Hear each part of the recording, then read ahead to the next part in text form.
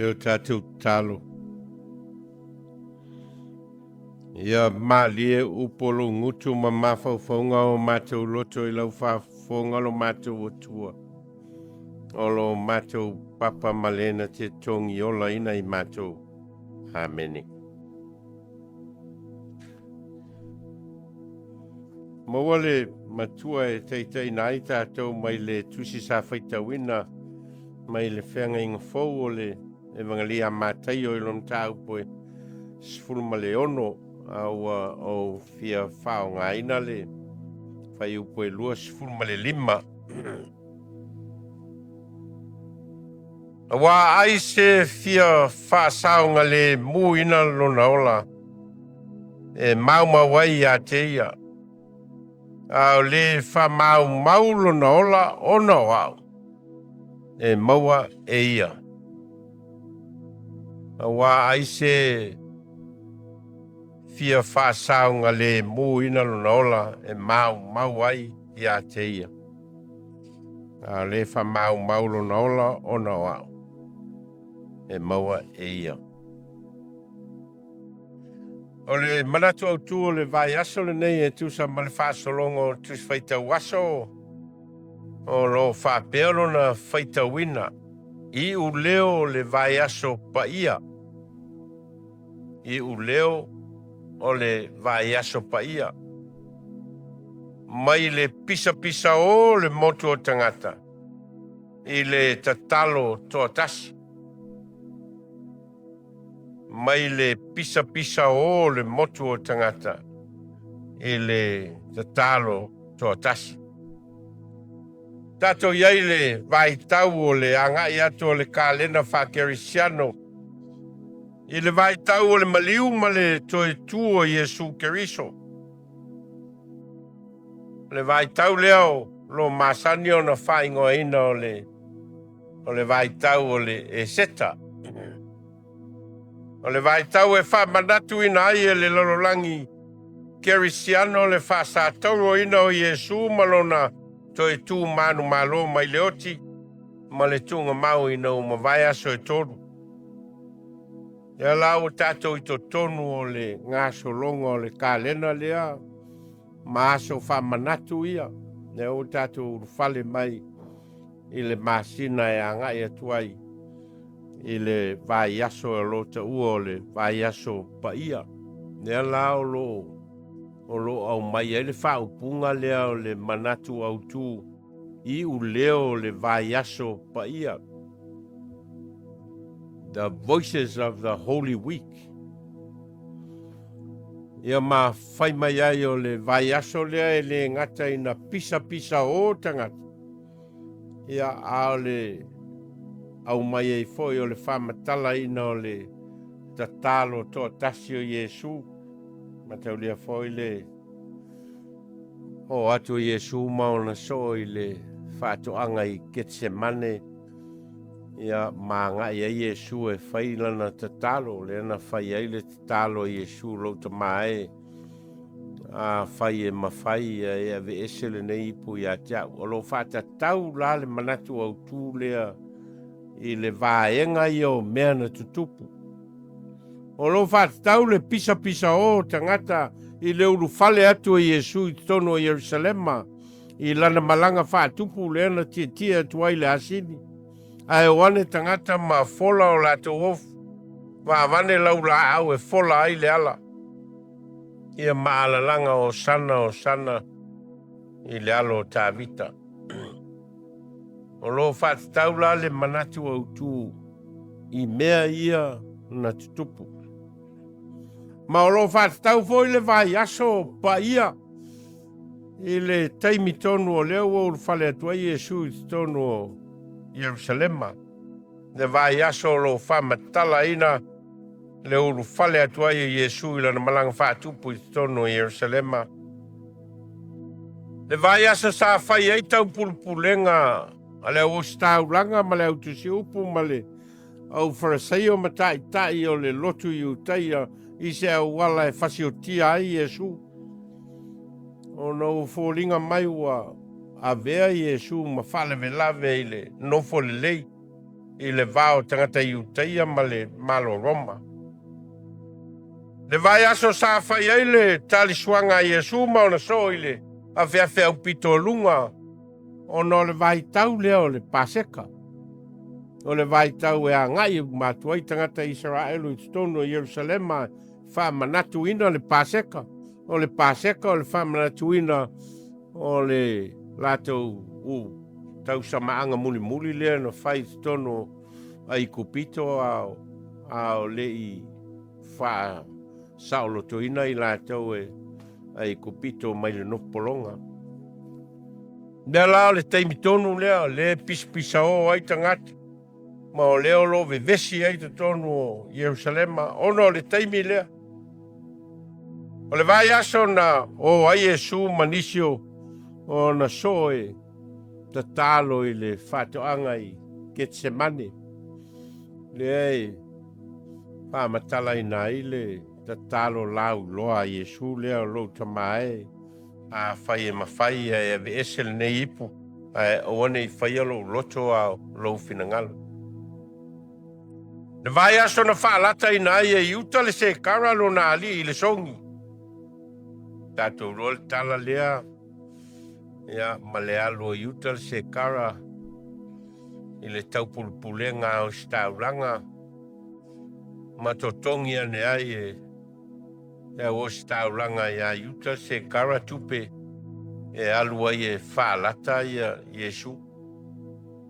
O le vai aso lea na tupu ai foi. Ia le mea lea. Le vai aso na whamasino ina ai. Iesu e le ngata o le whamasinonga tai o le lotu I utaia. A le whamasinonga foi a le malo Roma.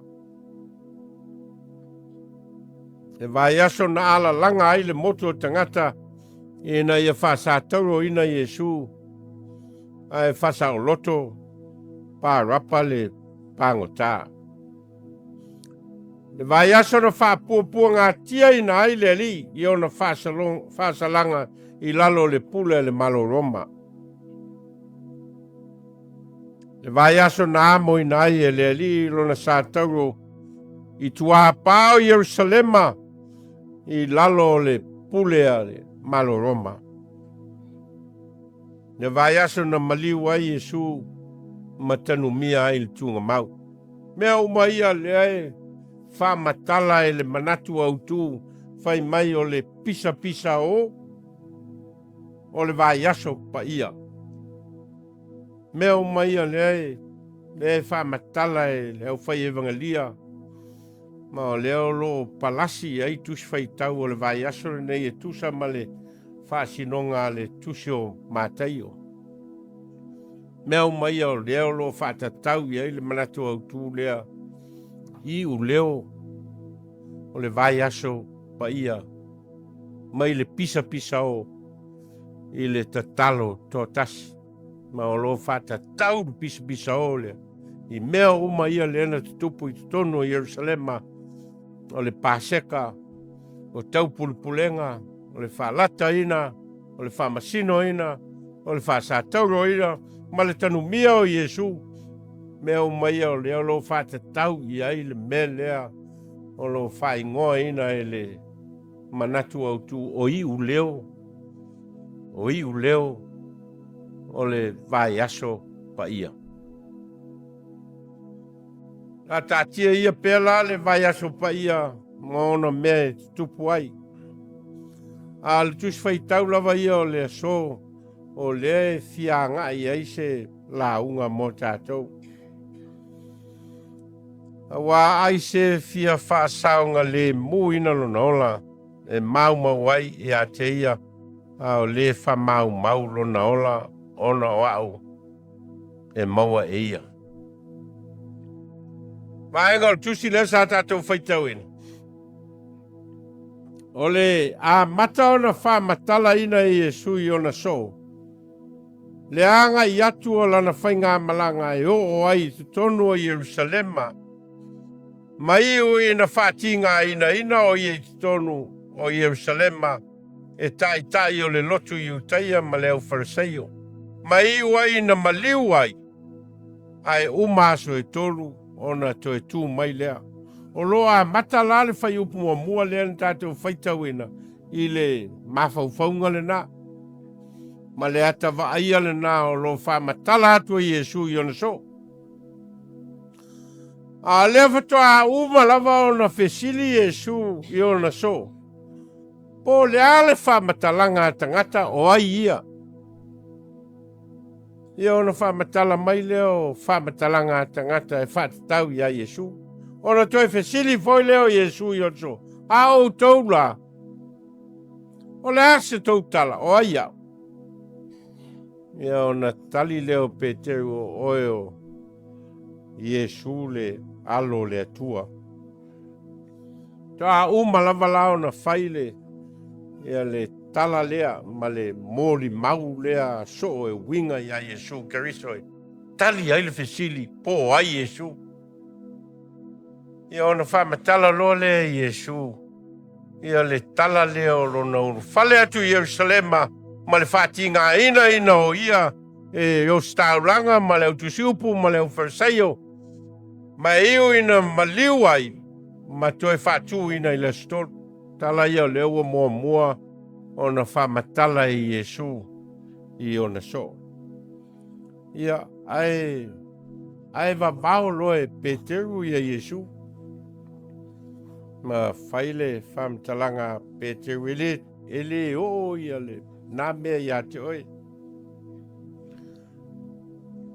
Ai ono le fia tamatoa o Peteru alai ona na whaia lea talo. Ai foi ono na fia malosi. E manatu ai Peteru o ia Iesu na malosi e tau fia ele mea lewa whamatala atu Iesu o leo le a alu Yerusalema ma le ainu whatinga ina o ia o le amaliu ma iu toi tu. A lea lai whai mai a Peteru ele te tau na o mele na ia te oi. Ia ai o le fia tamalosi o Peteru o wa o ia le matua le uso. Ai foi o lona alofa whavalea ia Iesu o no le mafutanga ua leva. Ai foi o no lona manatu. Ono Iesu o le alo o le atua, ma te olio lefta a uma le tala noanga lea ina ufsili e Iesu po ai ia, ai fai mai o le alo o le atua. Ai ono le manatu leo Peteru, ono le alo o le atua, i le ta tau la, ono o iai se tinga ina, i le tau foi ono o iai se oti, e tau na ola pea.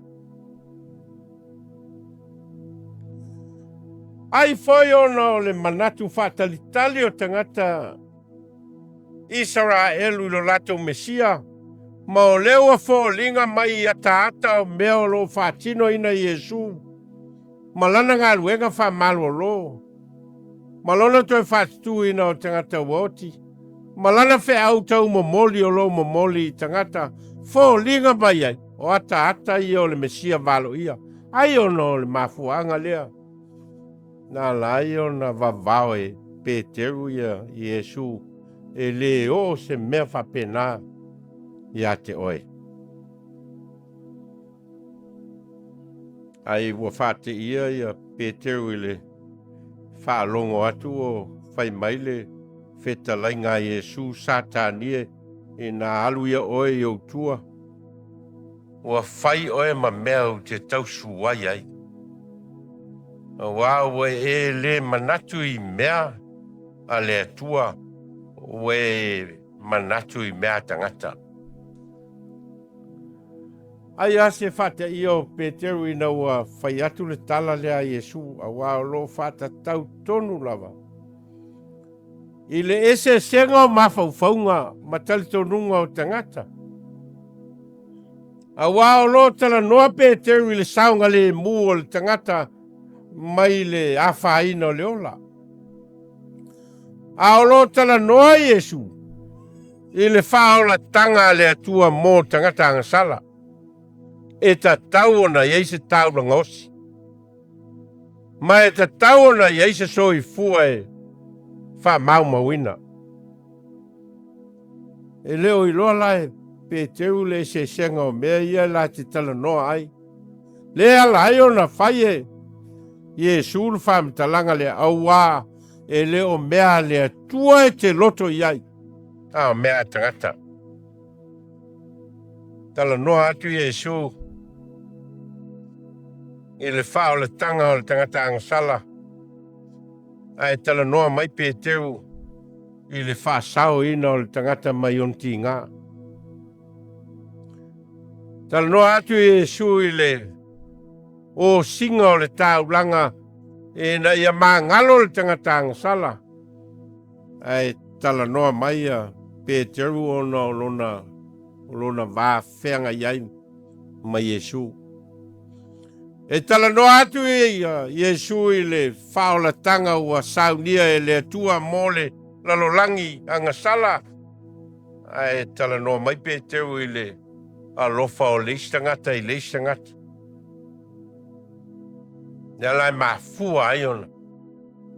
Whai e Iesu le whamatalanga lea ia Peteru ona lona vavao ina. O le whamatalanga lea ua vatu. O le a ngai i Jerusalem ai whatinga ina foi o ia i me tele. Ma eu ina maliu ai. Ma toi tu ai le astol. Whai e Iesu le upu lea ia Peteru. Satanie. Na alui oi o tua, ua whai oi ma meo te tausu wai ai. Wa e le manatu i mea le atua, o mea tangata. Fōringa mai e, ese mawhauwhaunga i e lua o lo white nai i. A o white na inga o mawhauwhaunga i e le vau Peteru mai e su na ta tala ai le avanoa. E whai ai e Iesu lea wa onga lea wa vea matua mo tātou le tai au nei. Wa ai se fia faasaogalemuina ina lona ola e māumau ai e a te ia. Le faamāumau lona ola ona wa e maua e ia. Ma le fitena inga lea ona e manatu ia Peteru e le tau ona whatinga ina Iesu. Ma e tau na whaasau ina lona ola lai tala noa Iesu. E te tau na iese ola e faamāumau. E na i whaasau ina lalolangi. Ma o leolo tala noa Iesu i le whaolatanga. Wa a ngai atu i Jerusalem mai e whai mo le lalolangi. O linga mai e iaile vaenga leo le soifuanga o tātou te nau ina i whasau ina o tātou ola. Ma e lei ase si o tātou e manatu ina i a tū lafo a ilo na ola. Tau te nau o malava ina ia. E na ia whasau ina o tātou ola. Maua fo i le umi o le ola. Mo mafutanga o lo whai tono a inga i le vao. Matua mwhanau a maiso le li o tangata e Fiso tai ai le soifua ma le ola. Tātou uma tātou te. Ai fōlinga mai po whea lava tātou te nau e sa ili ai le saungalemu. E ia le mea ngata ai le mālosi o le sa ilinga e le tangata ola o lona lava saungalemu. Au wae ngata i le mālosi pe ao i naoti le tangata. I la le whai ai e Iesu le whetalainga lea. A wā aise fia whaasaonga le muina lona ola e māumau ai a te ia. A le wha māumau lona ola o no au e maua e ia. O le soifua ma le ola ma le saonga le mua le tangata i lalo le lio le alofa tū noa o le atua e le ngata i le oti. Ai au lava i le ola e whavau ma o le maenga na leo lo tala noa ai i e Iesu i le winga o le whaupunga lea wa ai se fia whaasaunga le muina lo na ola e maumau ai a te ia o le ale au ngai mau ai le tangata le lololangi uma e maumau lo na ola wa le lololangi lava ia e uma lo na malosi malona lelei, malona aonga, I mea o le ola langa nei. Ai a whai e māumau wai le ola o le tangata, ono mea o le lalo langi nei. Ma naunau ta inga o tangata I mea I vaaia. Ai māumau wai lona ola I le ola whaavavau, inga tonu a lea la iona. Whai e Iesu le whetalainga lea, ai se fia faasaogalemuina lona ola, e māumau ai a te ia. A o le faamāumau lona ola, ona o au. Ono Iesu. Ma o le lui tau lea, mo le so, ma le tangata muli ia Iesu. Le whai Iesu le whetalainga, le fia muli mai a te au ia. A molo na sa tau o muli mai a te au. Ta ua mo tātou I loa me wha ta ua mo leola. Ta ua leola, ta ua foi le ola I le tino nei. Ai le tau o na wha ngata ina I mea o leola nei, mea tātou te nauna wai. I mea neo a māumau ina o tātou ola. Whairwhi naunga a Peteru I a Iesu, o lo whata tau I ti ngā o leola nei. Ai ina ua tusi Paulo I le kalesia I Kalatia, ma whamatala I ai e Paulo le tā ua le sa tauro Iesu. O na whaile Paulo le whaupunga lea. E whata ua ai popo ngā o Iesu mō ia. Den whaia I Paulo le whaupunga I le kalesia I Kalatia o whasa tauro ina whatasi I maua ma keriso. O te leto I ola au keriso o lo ola I to tonu ia te au. O le ola foi o te ola I nei le tino. O te ola I lava I le whatua tua I le alo o le atua. O le nā lofa mai I a te au. Ma fua ina mai o ia e ia mō au. Tua ese ale mea o lo tala noa ai Peteru mana vavau ina ai Iesu e winga I ki ngā, ma puapua ngā, o le sātauru. Ma le mele tala noa ai Paulo I le kalesia I Kalatia, I le tā ua o le tangata e ofo I nātu na ola mō keriso. Whasātauru ina whātasi ma oam keriso. O te leto I ola au keriso o lo ola I to tonu I a te au. O le ola foi o te ola ai nei I le tino. O te ola I lava I le whatua tua I le alo le atua o le nā lofa mai a te au. Ma foa ina mai o ia e ia lava mō au. Tā ua I o le moli maule a Paulo I le kalesia I Kalatia. Ona o lea nganga lea nā lai o na whai e Iesu le whaupunga lea. A wā ai se fia faasaogalemuina lona ola māumau ai a te ia a le faamāumau lona ola ona o au. E maua e ia. Mai fōlenga mai o leo ngā tonunga le mū foi leo le whiau a le apostolo Ioane. Lea na ia tu sia ai a whaupunga e whapea. A ua whapea lava o nā lofa mai o le atua I le lololangi. Oia au mai ai lona atali e tō tasi na ia le whano. Ina ia le māumau.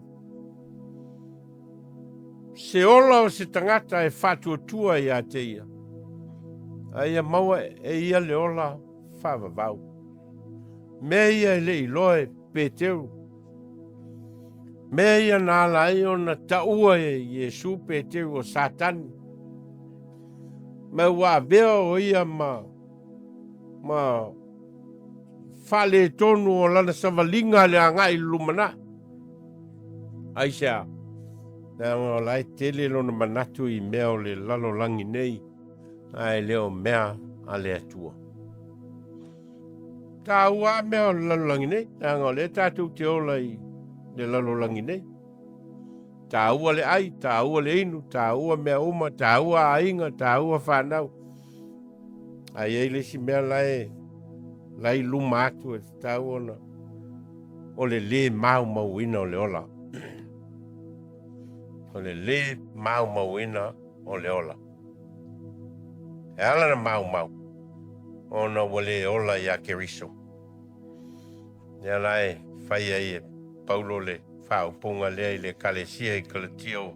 Whaasata roina whaatasi maua ma Keriso. O te leo toi ola au Keriso lo ola i te tonu ia te au. Le ola foi o te ola ai. I le tino nei o te ola i lava i le whatua tua. I le alo le atua o le na lofa mai i a te au. Ma foa ina mai o ia e ia lavo moa. Heo tātou tāna. Mātou whalongolongo male manino i lo finangalo mo i mātou. Ina ia vei mātou ma o so. Ia vei mātou ma e muli muli a te oe. Ma ia le māumau ina o mātou wola. I meo le lalolangi nei. E ulava e te tau ona o mātou wola, ma whao ngā ina o mātou wola, ia oa nei māumau ina o mātou wola, i lo mātou manatu faamāmau i meo le ola nei. Ia mātou i loa la ua fio malo fina ngalo mo i mātou. Ma fitai mo le upo le nei aso. Tai nai o mātou wola, o mātou wanga i atu i le nei vai tau. O le whamanatu ina e le lorolangi o lo maliu malautu e soifua manu malo. Tau nei whawhia ma wha oli ina o mātou loto ma o mātou ngang. Wa e saunia le whaoletanga e le maumau ina i o mātou ola. Wa o mātou talo e ala i lo suafa Yesu. Amen.